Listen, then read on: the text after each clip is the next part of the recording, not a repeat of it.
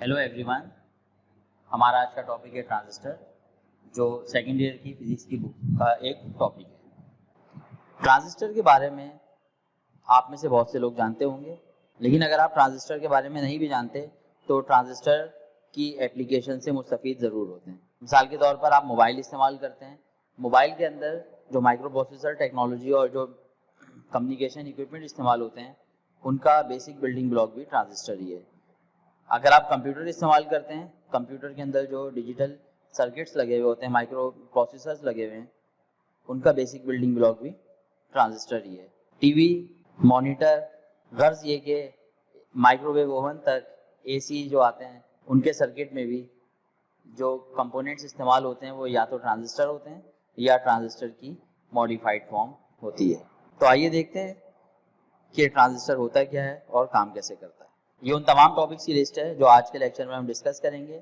इसमें सबसे पहले तो हम ये पढ़ेंगे ट्रांजिस्टर की डेफिनेशन, फिर ट्रांजिस्टर कितनी टाइप्स के होते हैं, उनका स्ट्रक्चर क्या होता है, कंस्ट्रक्शन यानी उनके सैम्बल्स, ट्रांजिस्टर की बाइसिंग किस तरह होती है, और transistor as an amplifier. Transistor as an amplifier को हम इस लेक्चर में डिस्कस नहीं करेंगे, बल्कि ये हमारा नेक्स्ट लेक्चर होगा। इस लेक्चर में हम सिर्फ बाइसिंग तक डिस्कस करेंगे। अब सबसे पहले तो ये सवाल पैदा होता है, ट्रांजिस्टर का नाम कहाँ से आया, where does its name come from. तो ट्रांजिस्टर बेसिकली दो अल्फाज से मिलकर बना है। नंबर 1 ट्रांसफर और दूसरा रेजिस्टर। ट्रांसफर का ट्रांस और रेजिस्टर का सिस्टर, ये मिलाकर बन जाता है ट्रांजिस्टर। बुनियादी तौर पर ट्रांजिस्टर सिग्नल को लो इम्पीडेंस इनपुट से हाई इम्पीडेंस आउटपुट में ट्रांसफर करता है, इसलिए इसको हम ट्रांसफर रेजिस्टर कहते हैं, यानी रेजिस्टेंस को ट्रांसफर करने वाला। चले जनाब, अब हम पढ़ते हैं डेफिनेशन ट्रांजिस्टर की। It is a 3 terminals solid state device which controls the flow of current. Its main applications are switching and amplification. अगर हम वर्किंग के लिहाज से बात करें तो ट्रांजिस्टर का जो बुनियादी काम है वो है करंट के फ्लो को कंट्रोल करना। आइए इसको समझते हैं। देखें, एक पाइप है जहां से पानी जा रहा है। अब अगर मैं चाहता हूं इस पाइप से जो पानी फ्लो हो रहा है उसको कंट्रोल करें, तो हम क्या करते हैं, हम एक वेल्व इस्तेमाल करते हैं।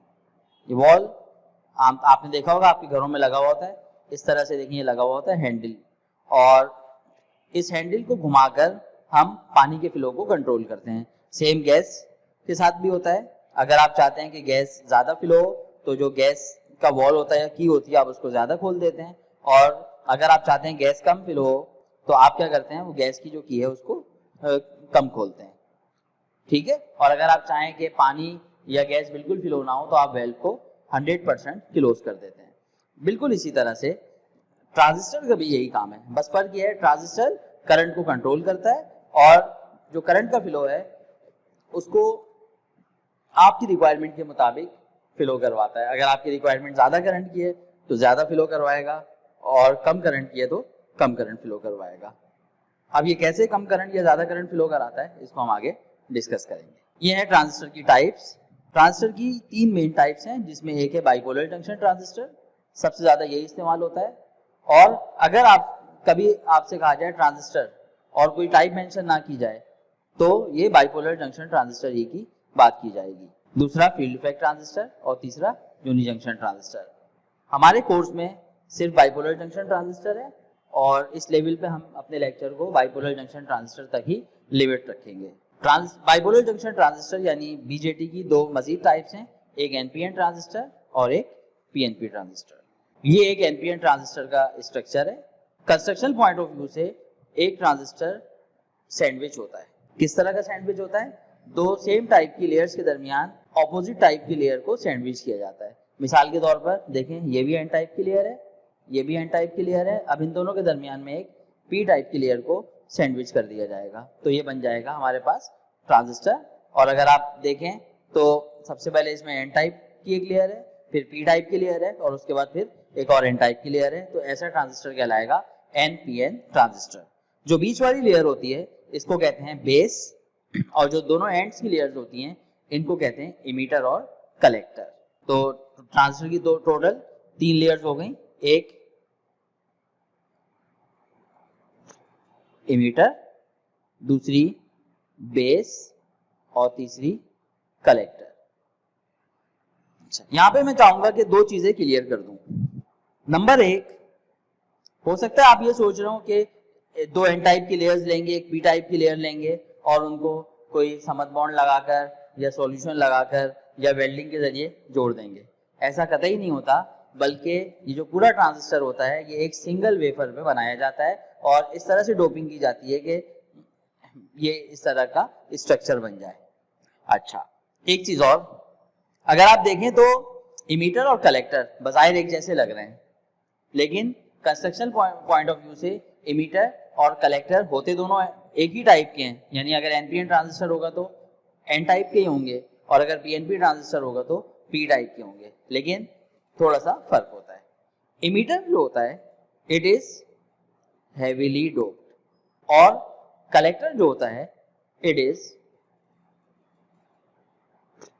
Moderately doped. अब डोपिंग आपने लास्ट लेक्चर्स में पढ़ी होगी, जो हम सेमीकंडक्टर के अंदर टेट्रावैलेंट जो सेमीकंडक्टर्स होते हैं उनके अंदर ट्राइवैलेंट या पेंटावैलेंट एटम्स को ऐड करते हैं, इसको कहते हैं डोपिंग। तो एन टाइप मटेरियल में जो डोपिंग का प्रोसेस होगा, इमीटर के अंदर डोपिंग करने के लिए नंबर ऑफ एटम्स ज्यादा होंगे, जबकि कलेक्टर में इमीटर के मुकाबले में जो डोपिंग की जाएगी वो थोड़ी सी कम की जाएगी। इसका फायदा ये होता है कि इमीटर में जो फ्री इलेक्ट्रॉन्स जनरेट होंगे वो ज्यादा होंगे, कलेक्टर में कम होंगे। इसके अलावा साइज का भी फर्क होता है। कलेक्टर इमीटर के मुकाबले में वाइडर होता है, इमीटर की विड्थ कम होती है, कलेक्टर की विड्थ ज्यादा होती है। अब आ जाए base.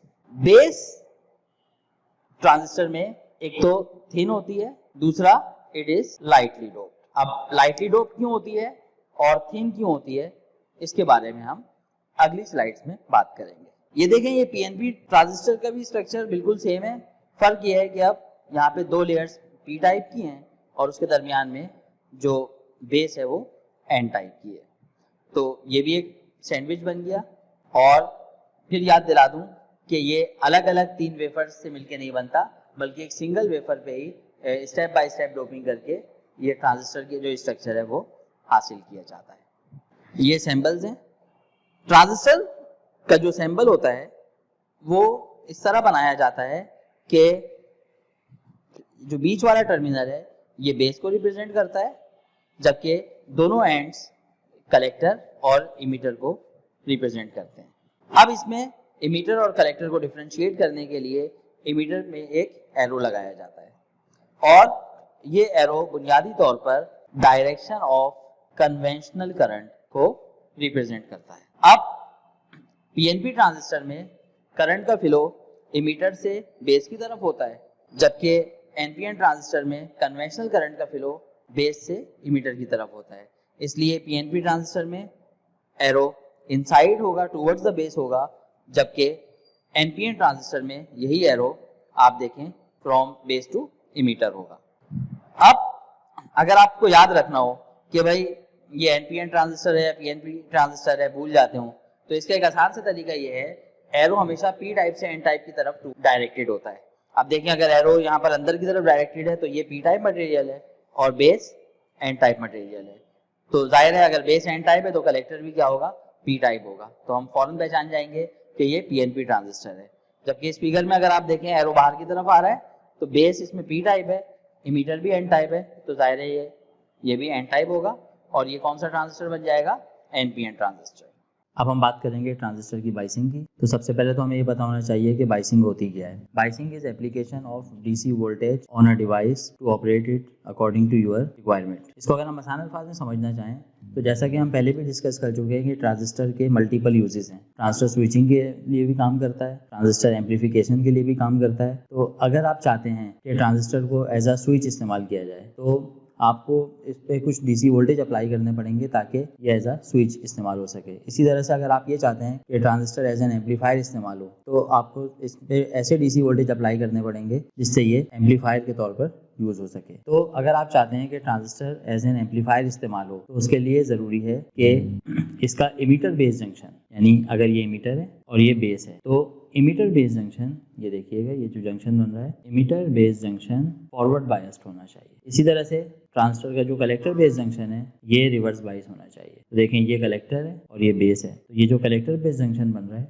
It should be reverse bias. अब इसको फॉरवर्ड बायस कैसे करते हैं और रिवर्स बायस कैसे करते हैं, तो आप ये देखिए ये जो एन टाइप इमीटर है और पी टाइप बेस है, तो अगर मैं इस जंक्शन को फॉरवर्ड बायस करना चाह रहा हूँ तो एक ऐसी वोल्टेज सोर्स लगाएंगे जिससे ये इमीटर मोर नेगेटिव हो जाए विद रिस्पेक्ट टू बेस, या बेस मोर पॉजिटिव हो जाए विद रिस्पेक्ट टू इमीटर। तो आप ये देखें इमीटर में हमने नेगेटिव वोल्टेज दिए हैं और बेस पर पॉजिटिव वोल्टेज दिए हैं। इसी तरह से अगर आप ये चाहते हैं collector base junction reverse biased हो, तो उसके लिए ज़रूरी है कि एन टाइप कलेक्टर बेस के रिस्पेक्ट से मोर पॉजिटिव हो। तो आप ये देखें जो हमने सप्लाई लगाई हुई है कलेक्टर पे, ये इसमें कलेक्टर मोर पॉजिटिव है विद रिस्पेक्ट टू बेस।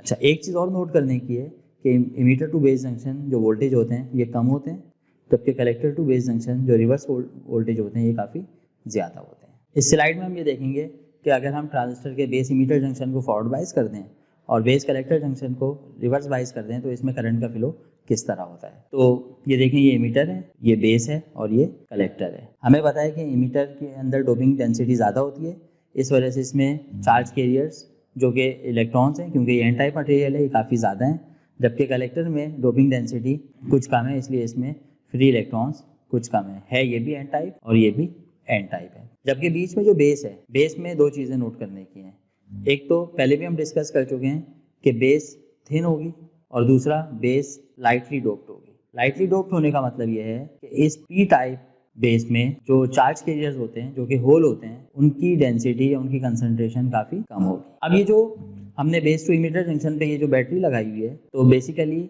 ये इमीटर पे नेगेटिव वोल्टेज अप्लाई कर रहे हैं। ये नेगेटिव वोल्टेज इन इलेक्ट्रॉन्स को रिपेल करेंगे और ये इलेक्ट्रॉन्स बेस इमीटर जंक्शन का डिप्लीशन रीजन को ओवरकम करेंगे और ओवरकम करके ये फ्री इलेक्ट्रॉन्स बेस में एंटर होंगे। अब जब ये इलेक्ट्रॉन्स बेस में एंटर होंगे तो यहाँ पर दो पॉसिबिलिटीज़ हैं। पहली पॉसिबिलिटी तो ये है कि ये इलेक्ट्रॉन बेस में से गुजरता हुआ सीधा कलेक्टर में चला जाए। अगर ये इलेक्ट्रॉन सीधा बेस में से गुजरता हुआ कलेक्टर में चला जाएगा तो कलेक्टर में दिए हुआ जो पॉजिटिव पोटेंशियल है वो इन इलेक्ट्रॉन्स को अट्रैक्ट कर लेगा और ये इलेक्ट्रॉन्स इस पाथ से इस बैटरी की तरफ रिटर्न हो जाएंगे। लेकिन एक और सिचुएशन भी है, वो ये कि जो इलेक्ट्रॉन इमीटर से बेस में जा रहा है वो बेस में मौजूद होल से रिकम्बाइन हो जाए। अगर वो रिकम्बाइन हो जाएगा तो वो इलेक्ट्रॉन इफेक्टिवली इस तरफ जाएगा और बेस करंट कॉन्स्टिट्यूट करेगा। तो अब आप ये देखें इमीटर से निकलने वाला चार्ज कैरियर्स दो जगह जा सकता है, एक तो कलेक्टर में जा सकता है, दूसरा कहाँ जा सकता है, बेस में। तो चूंकि ट्रांजिस्टर की कंस्ट्रक्शन इस तरह होती है कि इसमें बेस की एक तो थिकनेस कम होती है, इसलिए जो इलेक्ट्रॉन है वो बेस में बहुत कम देर के लिए स्टे करता है और इसमें प्रोबेबिलिटी भी कम होती है कि ये रिकम्बाइन हो जाए। दूसरा ये है कि चूंकि बेस स्लाइटली डोप्ड है इसलिए इसमें होल्स की कंसंट्रेशन भी कम है। जब होल्स की कंसंट्रेशन कम होगी तो बहुत कम चांस होगा कि ये इलेक्ट्रॉन किसी होल के साथ रिकम्बाइन हो जाए।